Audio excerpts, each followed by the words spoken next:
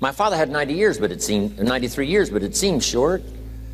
In his seemingly long life of 93 years, it was short because it just seems like if we only had more time. Old Testament gives us a view of some people who live to be 500, 600, 700, 800, 900 years old. If I have a chance to ask, I will ask, how come we got shortchanged?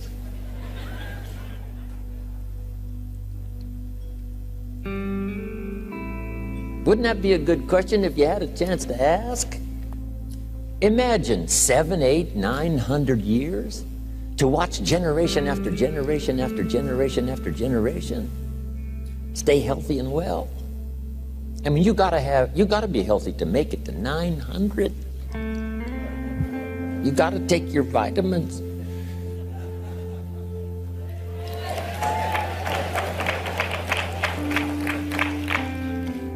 I'm pushing the Bible, I'm pushing vitamins. I mean, I'm doing good today.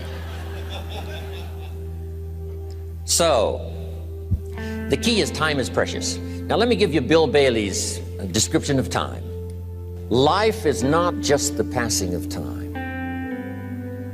Life is not just the passing of time. Life is a collection of experiences, their frequency,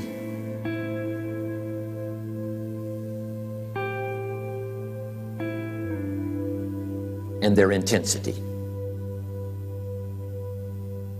Life is not just watching the clock tick away.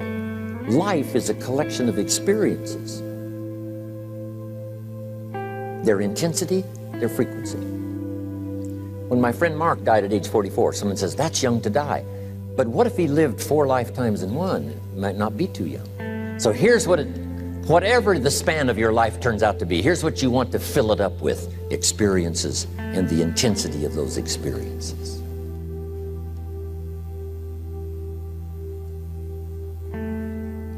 But now let's talk about the management of time. Here's one of the best ones. We covered earlier, when should you start building this hotel? Answer, as soon as you have it finished. Now jot this one down on time management. When should you start the day? As soon as you have it finished. Plan the day the best you can, leaving plenty of room for improvising and surprises and all the stuff that happens during the course of the day. But if you've planned a good, productive day, now you start that day, you can't believe how much more valuable your time will be. Don't start the day until you have it finished. Now here's the next one. Don't start the week until you've had it finished. Now to lay out a week is a pretty good challenge. Next, don't start the month until you have it finished. The places to go and the people to see and the productivity and the sales and the customers and the development and all the rest of what you want to accomplish during the course of 30 days. Don't start the month till it's finished.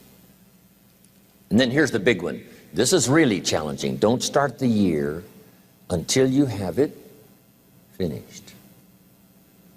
To the best of your ability. It can't be finished like minute by minute. But in terms of the sweep of what you want to accomplish in the year 2002, make sure that that's set and ready to go by the time January 1st rolls around. And it might get all upset, and it might get torn up and you do a new one. You make so much progress the first 90 days that now you've multiplied it all by 2, by 3. Because that happened to me. I thought, wow, this is going to be a great year. By the time I'd finished the 3rd month, I'm rolling, I'm soaring. So many things are happening, I revised my whole year's plan. Okay. Now, jot this down. Approaches to the management of time. Here's the first one. Ignore the subject. I mean, that's good advice. Don't let anything overly bug you. Because remember now, you don't have to do anything. Someone says, well, I got to get a handle on my time. The answer is no, you don't. If you want to let it all go, you can let it all go. I mean, this is good advice. Somebody says, you ought, you ought, you ought. Jot this down. Ignore all the you oughts or you should. Only if they're giving general information. We should. It's better to say if you're teaching, we should. Not you should, we should. Then you let me listen in without it being too confrontational. If everyone did this, see, that'd be great. And then you give a person a chance to choose to do it or not to do it. But when you start the you ought, now see if I don't, now see we got some tension and maybe some problems. So you oughts seem to always create problems. When you're talking to your kids, you say, no, if kids would do this, not always saying if you did this, life would be better, but if kids did this, life would be better. It's like making a little talk and letting them listen in. And then it's a little less confrontational. It gives us a choice. In one of my seminars, here's what I teach. All life form strives to the max of its potential except human beings. All life form strives to the max of its potential except human beings. How tall will a tree grow? As tall as it possibly can. You never heard of a tree growing half as high as it could. No, trees don't grow half. A tree drives its roots as deep as it can, reaches as high as it can, produces every leaf it can, every fruit it possibly can. To the max. Every life form strives to the max, except human beings. Now, why not human beings? Jot this down. You've been given the dignity of choice. You're not a robot. You don't have to repeat this year the same as last year. You can tear up last year's plan, develop a new plan.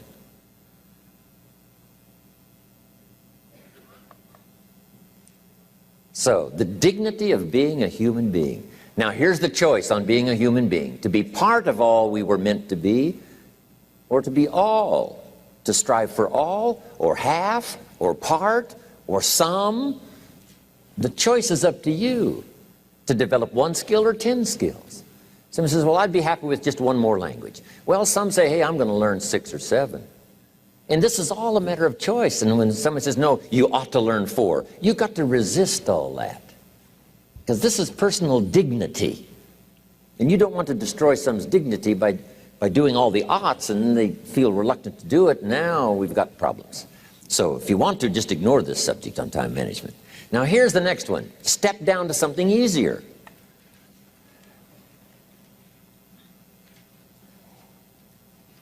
The guy's in sales and he says, oh, I want to own the company. Finally owns the company. Now he's got no time to play golf. He said, when I was in sales, I was making big money playing golf 3 days a week. Heck with this owning something. Heck with managing. My life was never my own after I started to manage. I'm going back to sales. See, this is the key. If you're getting too pressed, you might consider stepping down to something with a little easier time pressure. Little girl says to her mother, Daddy comes home, brings his briefcase and pats me on the head and says hello, disappears and works on his papers. How come my daddy doesn't play with me? And her mother said, look, your daddy loves you very much, but he's so busy at work, he can't get it all done, he has to bring it home. He loves you, but that's why he can't play with you. And the little girl said, why don't they just put him in a slower group? So, jot this down now. If you don't have time for your kids, you might consider joining a slower group. Remember when I said some things I went for cost me too much? So reconsider. Next key to time management, and that's work longer and harder. But see, there's a limit to that. I almost lost my health the first year. I went so crazy about personal development and achievement. I just went bonkers. You know, I told you I was skinny, but the end of that first year, I was a walking shadow. And then it suddenly occurred to me, what if I got rich and too ill to spend it? I mean, that was a shocker. So I started, you know, developing a little more reasonable. Because I said, if 12 hours won't do it, I'll work 14. If that won't do it, I'll work 18. I mean, how many hours it takes. And sure enough, it cost me too much. So see, working longer and harder for some might be appropriate. You know, if you're just sitting around not doing that much, this might be good, work longer and harder. But you can only work so hard. Here's the key, not to work harder, but smarter. When you've worked as hard as you can, doing the best you can in terms of physical output in the time, reasonable time. Now here's the ultimate in the management of time, and that is you simply become more skillful. When I first got into sales, You know, I was around people that could get, 9 out of 10, 8 out of 10. And when I first started, I could only get 1 out of 10. But here's what I did. I worked around the clock, so that I would make up in numbers what I lacked in skill. That's good in sales. You got to jot that down. When you're new, you make up in numbers what you lack in skill. Now, when you become more skillful, the numbers can go down because now your persuasive ability and all of that is now so high that you don't need to put as many numbers out. But at first, if you want to compete or if you want to really get good, you've got to put in the numbers. But if you get more from yourself, develop more of yourself, now the time management becomes an easier task. Now here's the next thing. Either you run the project or it runs you. I've found out when you start something, at first you're in charge. All of a sudden, a year later, it's in charge. Some of the companies I started, I'm telling you, I'm in control. A couple of years later, I'm out of control. At first, I've got it on the run. 2 years later, it's got me on the run. Haven't got enough time. I'm dizzy with trying to get it all done. So here's part of the key, and that's to get in charge. Say, I'm going to take charge of my health. One of my albums is entitled, Take Charge of Your Life. Take charge of your time. Take charge of your resources, which we're going to talk about next. Take charge of your health. You're the one that's responsible for it. It's not a requirement of society that you not have a heart attack and take care of your family. That's not a requirement of society, but you must make it a requirement of yourself. Society doesn't require that you build a financial wall around your family nothing can get through. That's not a requirement of society. It's a requirement you impose on yourself to build a financial wall around your family nothing can get through. So impose on yourself this self-development of being in charge, taking charge of your life and your health and your future and your responsibilities and all the rest. Next, reasonable time is enough time to achieve all of your goals. Just jot that down. Reasonable time is enough time. I had to learn that. Reasonable time is enough time.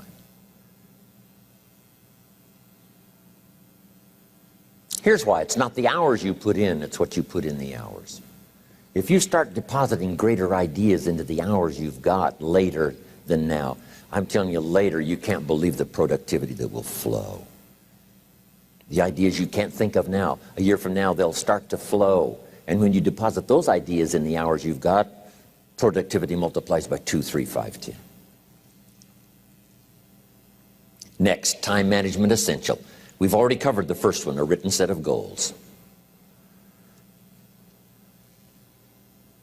And then do priorities on your goals. What's important this week? What's important this month? Here's the next one. Often review. Just go over your goals to make sure that your list is working for you. It's got you inspired. It's got you turned on.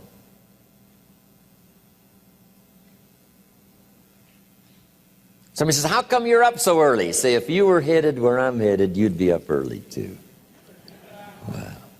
If you were going to meet who I'm going to meet, you'd be up early.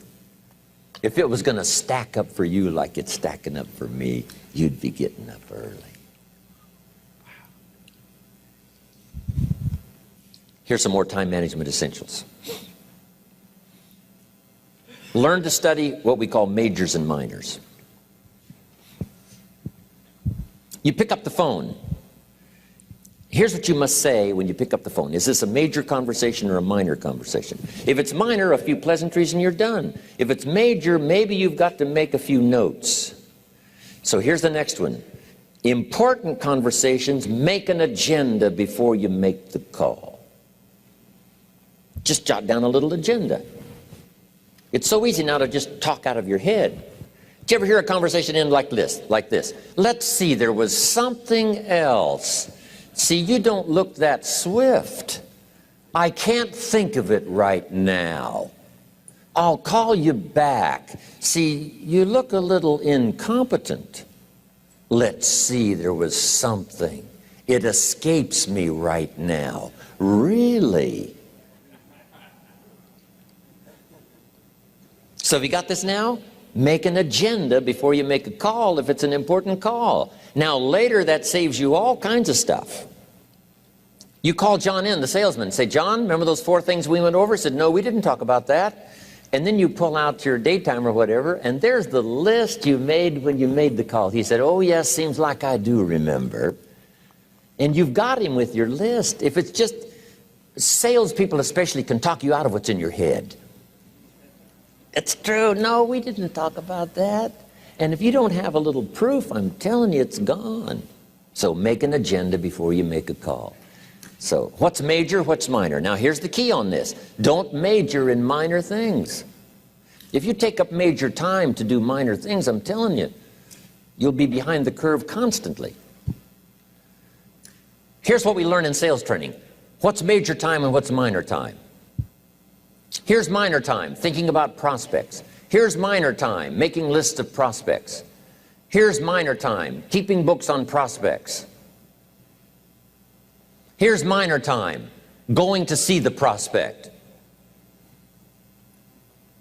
Here's minor time, evaluating the prospect after you've been there. That's all minor time. Here's major time, in the presence of the prospect. That's major time.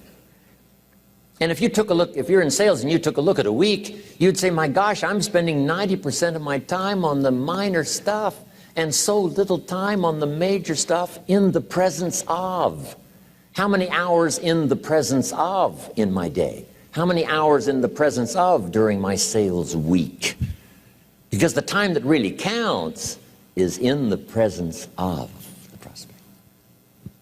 Majors and minors. Here's another key time management essential. Don't mistake movement for achievement. It's easy to get faked out by being busy. Guy comes home at night all exhausted, falls in the chair and says, oh, I've been going. Here's the big question. Doing what? It's not the going. Some people are going, and they're doing figure eights. I mean, their progress is small. So don't mistake movement for achievement. Here's another one in sales we learned. Don't mistake courtesy for consent. If somebody's pleasant and they nod, you say, oh, they're going to buy. No, they're courteous. You can't mistake courtesy for consent.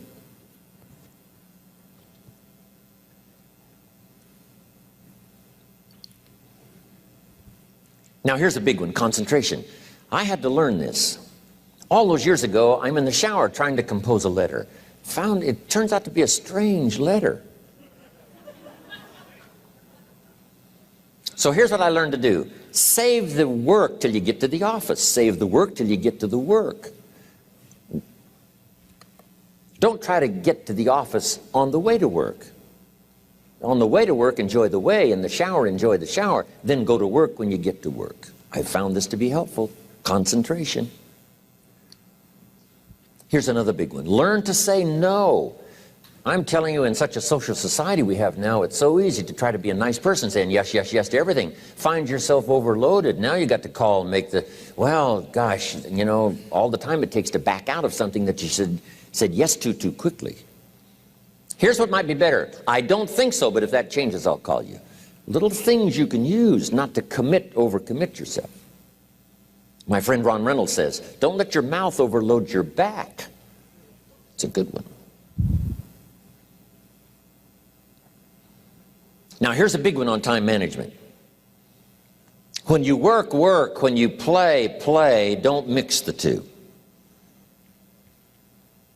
Don't work at play. I used to take my family to the beach and I would bring my briefcase.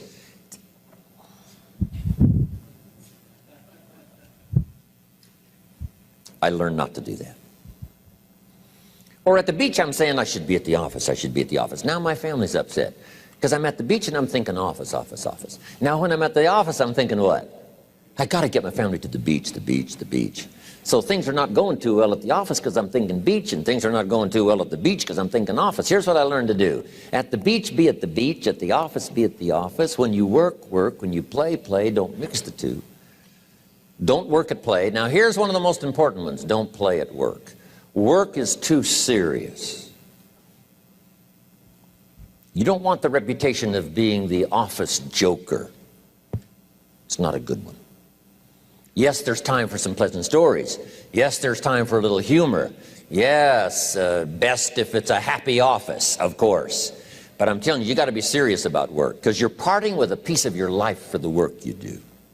Your work costs you a piece of your life. Here's what it's called: serious business. Not grim, not unhappy, but serious.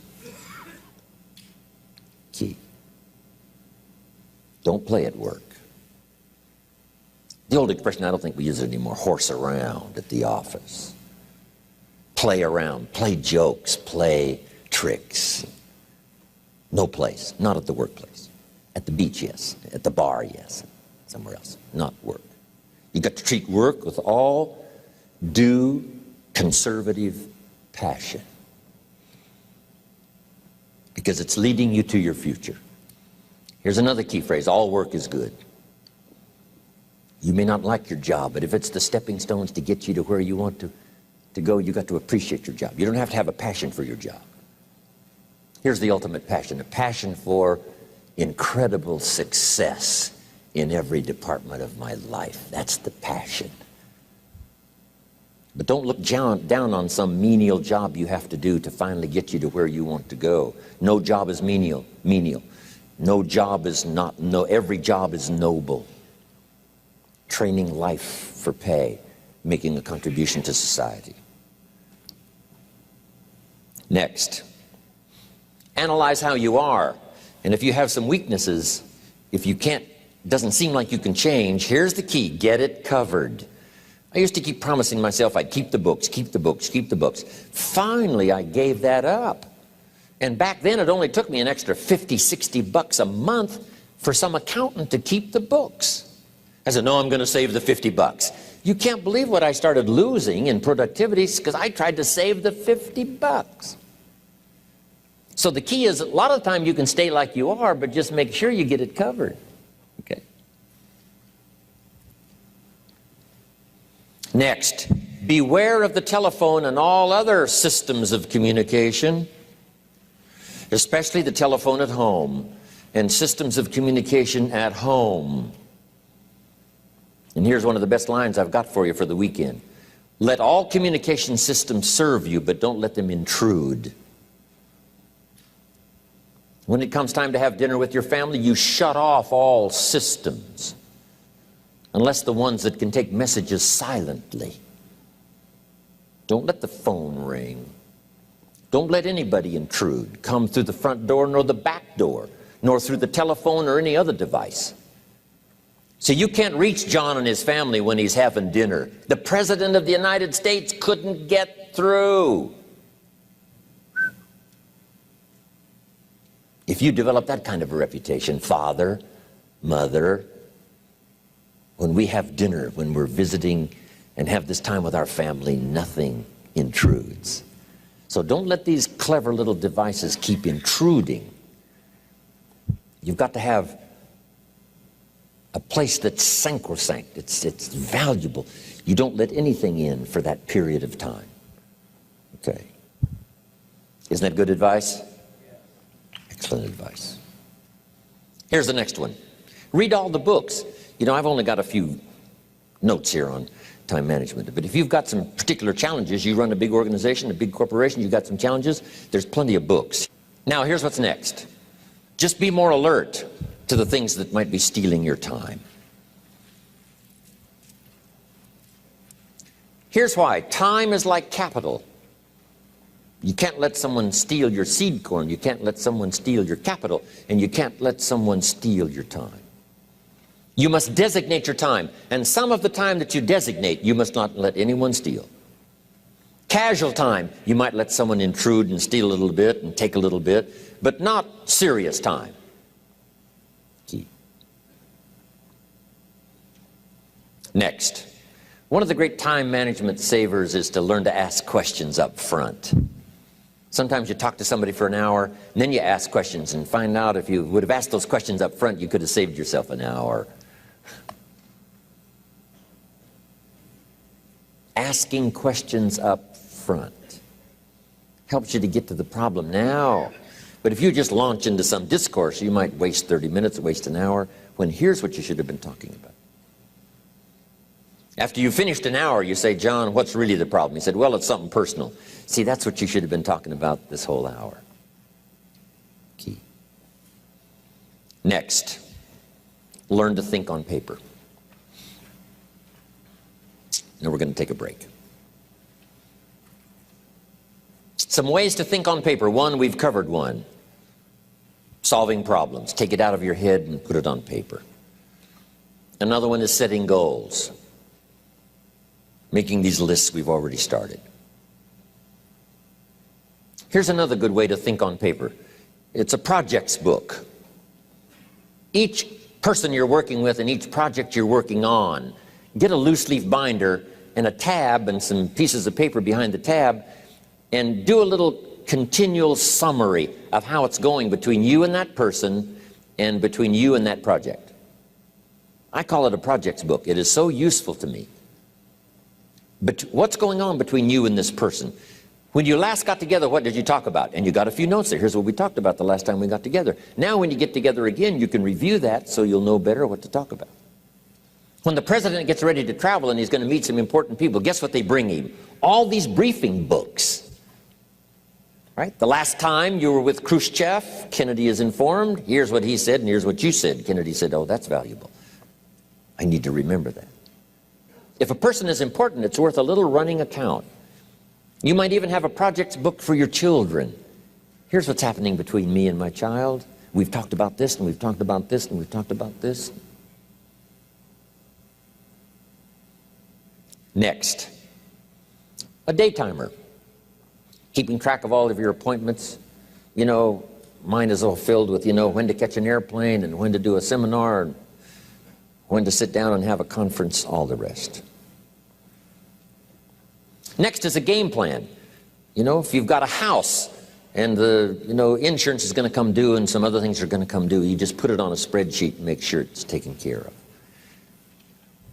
Key phrase, take things out of your head and put them on paper. And the key is to just experiment with different ways that helps you to do that.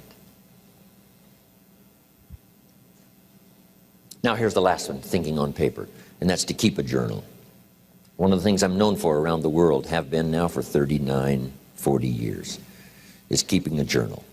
Now my journal is not it's not necessarily it's not like a diary. It might be part diary.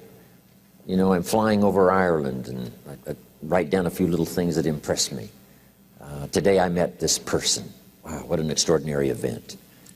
Today I conducted this seminar in Rome. 1,000 people stood up and sang for me. I've got a little bit of a diary in there. But here's what primarily your journal is for. Collecting good ideas. A journal is to collect good ideas on your health, good ideas for your business, good ideas for your future, good ideas for time management. Because I used to take notes on pieces of paper and torn off corners and backs of old envelopes and restaurant placemats. And I threw all this stuff in a drawer. It did not serve me well. I finally learned to get a bound copy, right? And just keep a journal, right? If I was here, I had my journal, I'd be taking notes, right? These 2 days in my journal. Now, if you're caught without your journal, you just take the notes when you get back home. You put those notes in your journal, throw the paper away. Because we don't usually go through paper to review. But see, my journals now make up a significant part of my own library. My journal's all reserved privately for my children and my grandchildren. Can you imagine what I've collected over the years? It's unbelievable. There are 3 treasures to leave behind. I think you've already got those notes, right? Here they are. Number 1, your pictures. Don't leave the event unrecorded. It takes only a fraction of a second to say, here's who I was with. When I travel the world, right? We take all these pictures, and here's one of the gifts. People send me the pictures they took of me and them. It's part of the treasures I have on the farm. Incredible. A picture's worth 1,000 words to describe the scene, the emotion, what happened. Say, wow, this was an extraordinary day for me when I met these people.